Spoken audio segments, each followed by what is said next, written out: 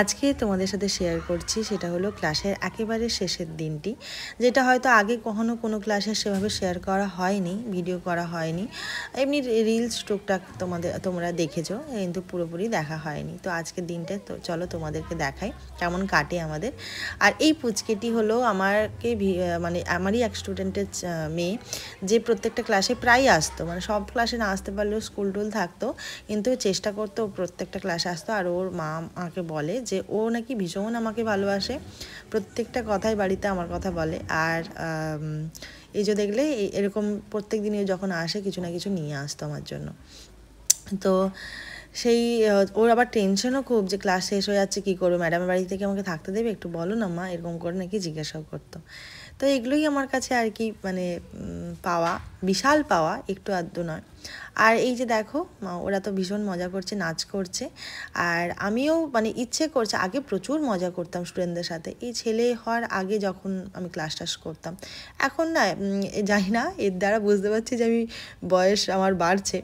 তো এখন ওরা যে মজা করছে দেখতে ভালো লাগছে বসে বসে, কিন্তু সবসময় মানে ওদের সাথে উঠে গিয়ে যে করতেই ইচ্ছে করছে এমনটাও নয়। আবার কিছু কিছু সময় মনে হচ্ছে যে ঠিক আছে, ওরা যখন বলছে একটু করি, এরকম আর কি। তো আগে কিন্তু এগুলো আমাকে ডাকতে ফাকতে হতো না, আমি নিজেই এই মজাটা করে নিতাম। তো যাই হোক, এরপর আমি ওদেরকে শেষের দিন কিছু বোঝানোর তো আগেও যেগুলো বারবারই বলেছি, আর আজকে ওদের কাছে শেষ সুযোগ পাবো এগুলো বোঝানোর বা বলার, সেই কথাগুলো ওদের সাথে একটু শেয়ার করে নেব।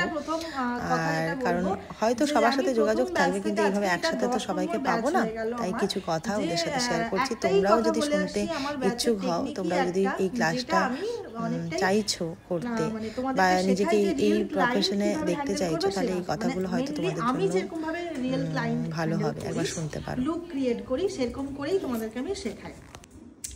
আর যে বেসটা আমি রিয়েল ক্লায়েন্টের ক্ষেত্রে গিয়ে করব, একদম সেই ব্যাপারটা তোমাদেরকে বলি, কোনো রকম লুকানো বা কিছু, বা যে প্রসেস তোমাদের থিওরিতে আমি দেখাতে থাকি, মানে অ্যাকচুয়ালি মেকআপের যে থিওরি যদি ভাবো, মানে থিওরি আমার কাছেই এসেছো, কিন্তু আমার ক্ষেত্রে এসে দেখেছো যে আমি অনেক কিছু স্কিপ করে দিই। স্কিন ওয়াইজ বলো, স্কিনের স্ট্রাকচার ওয়াইজ বলো, বা প্রবলেমে কিছু যোগ হচ্ছে, প্রবলেম না থাকলে অনেক কিছু বাদ চলে যাচ্ছে। তো সেই জায়গা থেকে রিয়েল ক্লায়েন্ট কিভাবে হবে না হবে সেগুলো তোমাদেরকে আমি ওই বেসিসেই আমি তোমাদেরকে মডেল বিশেষ করে ডেমনস্ট্রেশন দেখাই। হ্যাঁ, ক্লায়েন্টের ব্যাপার, ক্লায়েন্ট মানে আমি এতদিন কাজ করে যেটুকু বুঝেছি, টাইমে বসানোটা খুবই চাপের। ধরো তুমি একটা স্লট দিলে তাকে, ঠিক আছে, আপাতত তো তোমরা এখন নতুন শুরু করছো, মাথায় রাখো যে একটা কাজ করবো অন্তত, তারপর আস্তে আস্তে তোমরা দুটো করে কাজ করা অভ্যাস করলে, পরে তোমরা তিনটেও কাজ করতে পারো, সেটা তোমাদের ব্যাপার, তোমাদের কতটা নিজে নিতে পারছো আমি টাইমের মধ্যে ছাড়া, ডিস্টেন্সটাকে যাওয়া, তারপরে লোকেশনে গিয়ে যেহেতু ব্রাইড করবে তোমরা, আবার এরকমও হতে পারে যে দেখা গেল তোমার স্টুডিওতে ব্রাইড আসছে, যেমন এই লোকেশনে আমাদের আসে না, ঠিক আছে।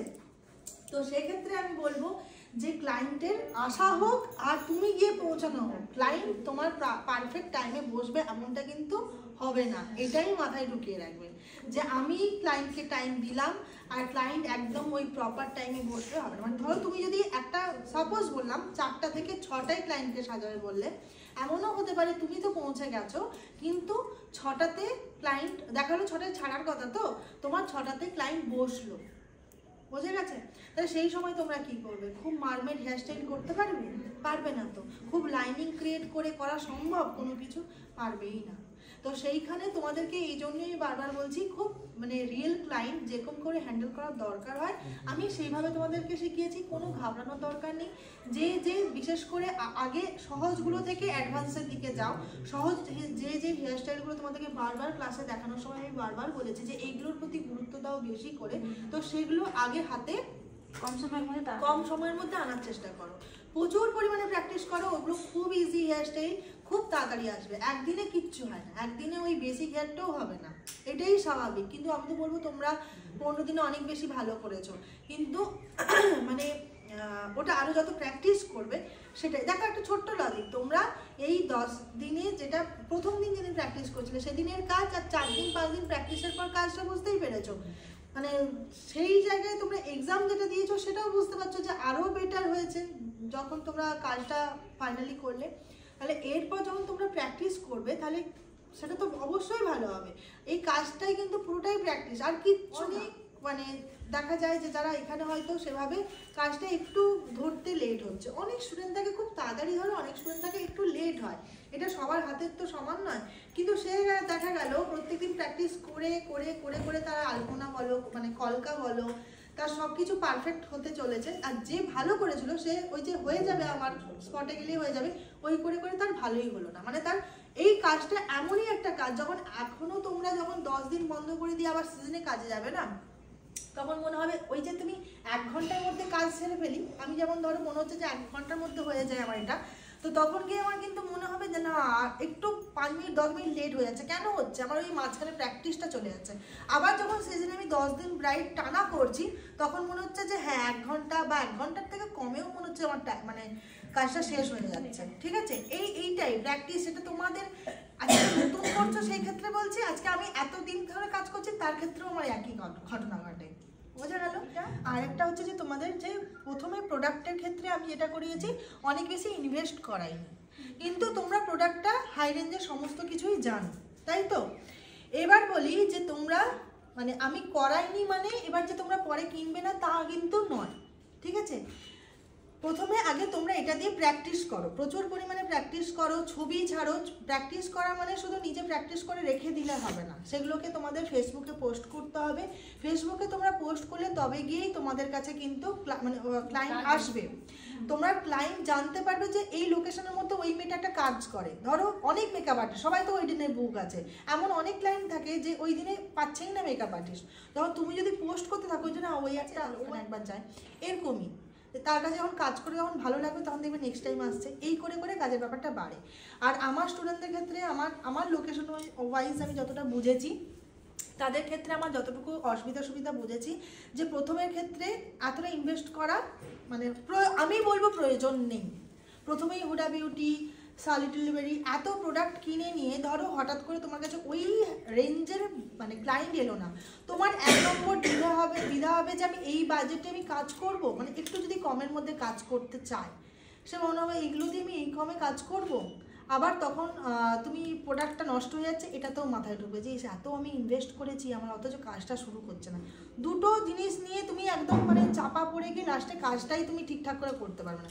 তাই তুমি অল্প খরচ করে অনেক ইন্ডিয়ান প্রোডাক্ট আছে যেগুলো দিয়ে দেখালে। আরেকটা জিনিস তো তোমরা ভালো করে মানে আমার কাজ যতগুলো দেখলে যে বাটারি ফিনিশ বলো সেটা কম রেঞ্জের প্রোডাক্টও আসে আবার হাই রেঞ্জের প্রোডাক্টও আসে, এটা আসে কিনা বলো কোনো রকম বুঝতে পেরেছো? যেটা প্রোডাক্টের হেরফের কোনো মানে বুঝতেই পারবে না।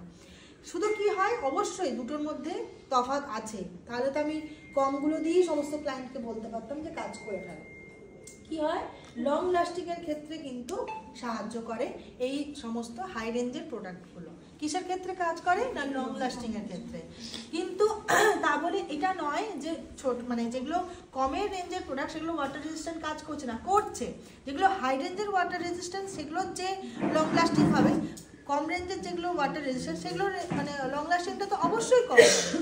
তো তুমি সব ধরনেরই ক্লায়েন্ট পাবে। আর আমি বলবো যে এই যে কম রেঞ্জ দিয়ে তুমি প্র্যাকটিস করছো, দিয়ে ক্লায়েন্ট পাচ্ছ, তারপরে গিয়ে তুমি একটা একটা করে ভ্যানিটিতে অ্যাড করতে থাকলো হাই রেঞ্জের প্রোডাক্টগুলো। কারণ তোমাকে কিন্তু সব ধরনের কাজই করতে হবে, ক্লায়েন্টকে সব ধরনের প্রোডাক্ট দিতে হবে। ক্লায়েন্ট অনেক সময় ফোন করে চাইবে যে আমার এই ব্র্যান্ডটা চাই, তাই সেই ব্র্যান্ডগুলোকে তোমাকে আস্তে আস্তে নিতে হবে। তুমি কখন আনন্দ পাবে কাজটার জন্য, যখন তুমি একটু একটু করে দেখবে যে না আমার ক্ষতি হচ্ছে না, আমি নষ্ট কিছু করিনি, আমি আমার টাকা পয়সা খরচ করে যে মানে আমি এই কোর্সটা করেছি সেটা আমার নষ্ট হয়নি, আমি একটু একটু করে আবার ক্লায়েন্ট থেকে পাচ্ছি, আবার একটু করে প্রোডাক্ট কিনছি। এই নিজের টাকায় প্রোডাক্ট কিনে কাজ করার যে আনন্দ ওটার কিচ্ছুতে নেই। তখন দেখবে কাজের প্রতি আরও নেশা বাড়ছে, কোনোদিন কাজটাকে ছাড়ার কথা ভাবতেই পারো না তখন আর, যে না আমি একটা প্রোডাক্ট কিনেছি নিজের টাকা, মানে একটা যখনই তুমি কাজ করে একটা রামসাম যদু মধু যায় একটা অ্যামাউন্ট পাবে, সেখান থেকে আবার একটা প্রোডাক্ট বাড়াবে, আবার সেখান থেকে একটা ভালো রেঞ্জের প্রোডাক্ট কিনেছো, এবার ভালো রেঞ্জের একটা কাজ করলে তখন তোমার আবার কি হলো আরেকটা প্রোডাক্ট কেনার ক্ষমতা হলো, এই করে করে তোমার প্রোডাক্টের লিস্টও বাড়লো, প্লাস তোমার ক্লায়েন্ট আসতে থাকবে। ঠিক আছে, তো তখন তোমার কিন্তু কাজের প্রতি নেশাটা আরও বাড়বে। কিন্তু তুমি ধরো অনেক টাকার প্রোডাক্ট কিনে রেখে দিয়েছো প্রথমেই, যাদের বুঝতে পারছো তো সবাই যেরকম পরিস্থিতি এসেছিলে যাদের সবার কথা বলছি না, অনেকেরই তো সমস্যা আছে, বা প্রথমে ইনভেস্ট করতে অনেকেই ভয় পায়, যদি না চলে, যদি না পারি আমি করতে। তো সেই ক্ষেত্রে যদি তুমি একটা বিশাল একটা রেঞ্জের প্রোডাক্ট কিনে রেখে দিলে কিন্তু তোমার হচ্ছে না কাজ, মানে সেই জায়গায় তুমি মনে হচ্ছে যে বাবা প্র্যাকটিস করতে গেলেও এগুলো খরচা হয়ে যাচ্ছে আমার, এগুলো মনে হবে। বা তুমি একটা ক্লায়েন্ট ঠিকঠাক পেলে তাকে তুমি এমন, যেহেতু বিগিনার্স তোমাদেরকে একটা বাজেট তো স্বাভাবিক, তুমি এখন যারা সিনিয়র তাদের থেকে তো একটু কম বলতেই হবে। এবার সেইটা তো হয়তো রাজি হলো না, তখন ভাববে যে না একটু কি কমাবো বাজেট, আবার এই প্রোডাক্ট দিয়ে আমি এত কমে করবো, এই সব ভাবতে ভাবতে তখন কী হবে বলতো, তোমার কাজের প্রতি নেশাটা হারিয়ে যাবে। তাই আমার এই কম দিয়ে শুরু করো, আস্তে আস্তে দেখবে নিজেরা কিনছো, ওটাতে মজাও পাবে, আর কাজ করে আনন্দ পাবে, নেশা বাড়বে। ঠিক আছে? তো শুধু এই কথাগুলো আজকে নয়, আগেও ওদের বারবার বলেছি কিভাবে কাজ পাবে, কিভাবে কাজ করবে, কোন কোন প্রবলেম হতে পারে, সেই সব কিছু ওদেরকে বলে দিয়েছি আগেও, আবারও বললাম। এতটা আনন্দ পেতাম না এবং সবাইও সেরকম কিছু বলতো না। এবার এই পথে যখন আমার কাছে কাজ শিখেছি, কাজ করছি, প্র্যাকটিস করছি, ছাড়ছি, ইনফ্যাক্ট সবাই বলছে, বাজারে গেলেও বলে যে তোর মেকআপটা খুব সুন্দর হয়েছে, আমাকে সাজিয়ে দিবি একবার, বেশ আনন্দ লাগে। এটা হচ্ছে যে ওর কি জানো, ওর প্রথম দিনেরই ইচ্ছে ছিল যে এই স্মার্ট করে আই মেকআপটা ও করতে, মানে আর ওর কথা অনুযায়ী যে আগে অনেকবার চেষ্টা করেছে হতো না, কিন্তু ও আজকে সেটাই করে এসেছে, সত্যি ওর চোখটা খুব সুন্দর লাগছে। তো এইগুলো বলে দেওয়ার কারণ একটাই, ওরা মেন্টালি প্রিপেয়ার্ড থাকবে যে ভবিষ্যতে কি কি হতে পারে। হ্যাঁ, সব কিছু একদম যে আমার মতো করেই আমি যে কথাগুলো বলেছি তার মতো করেই হবে তা নয়, অনেক রকম নতুন নতুন প্রবলেমও ফেস করতে হতে পারে। তবে যত তুমি প্রবলেম ফেস করবে তত তুমি শিখবে সেখান থেকে। এই ব্যাপারগুলো ওদেরকে একটু আগে থেকে না ধারণা দিয়ে থাকলে হয়তো প্রথমে গিয়েই ওরকম কিছু হলেই ওরা খুব পাজলড হয়ে যাবে যে কি করব না করব। তো সেই জন্য, আর বিশেষ করে নিজের এই বিজনেসটাকে কি করে দাঁড় করাবে, কি করলে এই বিজনেসটা দাঁড়াবে, কি ধৈর্য নিয়ে করতে হবে, সেগুলো আমার ক্লাসে সবসময় ওদেরকে বলতে মানে হয় আর কি, বলে দিই আমি সবসময়। তো এতে দেখেছি অনেকটাই যারা ওই ব্যাপারটাকে ফলো করে তারা কিন্তু দাঁড়িয়ে যায়, এবং যারা ওই ব্যাপারটা ফলো করে না তাদেরই সমস্যা হয়, একটু সময় লাগে, টাইম লাগে, এই হচ্ছে ব্যাপার। তো কিছু তো নিয়ম আছে, যেগুলো টেকনিক আছে, যেগুলো তুমি ফলো করলে অবশ্যই তুমি কাজটাতে সাকসেস পাবেই। সেই জিনিসগুলো জানতে তোমাদেরকে হবে মোটামুটি, আর সেই জিনিসগুলো একটু ফলো করলে এই কাজটাকে ভালোবেসে যদি তুমি করো, তাহলে কোনো দিন এই কাজ থেকে তোমাকে মানে কিছু এই নিয়ে ভাবতে হবে না যে আমি কাজটা ছাড়বো না ধরে রাখবো, এটা নিয়ে আর কখনো ভাবতে হবে না। এই কাজটাকে শুধু ভালোবেসে এর পেছনে লেগে থাকতে হবে, তাহলে তুমি অনেক কিছু পাবে এর থেকে। এইটাই আর কি, মানে যে কোনো জিনিসকেই ভালোবাসা দিলে উল্টে যেমন তুমি সেখান থেকে অনেকটা বেশি ভালোবাসা পাবে, এই কাজের ক্ষেত্রেও তেমনই একটা ব্যাপার। তো যাই হোক, আমি এই কাজ থেকে প্রচুর কিছু পেয়েছি, আর আমি সত্যিই খুবই ভালোবেসে এই কাজটা করি। আর স্টুডেন্টদেরকেও বলি, তোমাদের যে কোনো দরকার হলে অবশ্যই আমাকে ফোন করো, আর প্রবলেম হোক, প্রোডাক্ট নিয়ে হোক, কিছু ক্লায়েন্ট করতে গিয়ে কিছু ফেস করেছো হয়তো, সেগুলো নিয়ে হোক, আমাকে অবশ্যই হোয়াটসঅ্যাপ করো, আমি সেগুলোর রিপ্লাই দেবো। একটু দেরি হলেও হয়তো আমি রাতে হলেও তোমাদেরকে রিপ্লাই করবো, এটা সবসময় বলি। তো যারা কোনো সময় হয়তো রিপ্লাই পাওনি তাদেরকেও এই ভিডিওর মাধ্যমেই বলছি, হতে পারে যে কখন হয়তো নিচের দিকে চলে গেছে মেসেজ, কিন্তু সবসময় আপ্রাণ চেষ্টা করি তোমাদের রিপ্লাই করার। তো সব কিছু নিয়ে তোমাদের যাতে ঠিকঠাক করে ব্যাপারটা এগোই সেটা আমার মাথায় থাকে, এটা আমার দায়িত্ব যে তোমাদেরকে সবসময় গাইড যেন করতে পারি আমি।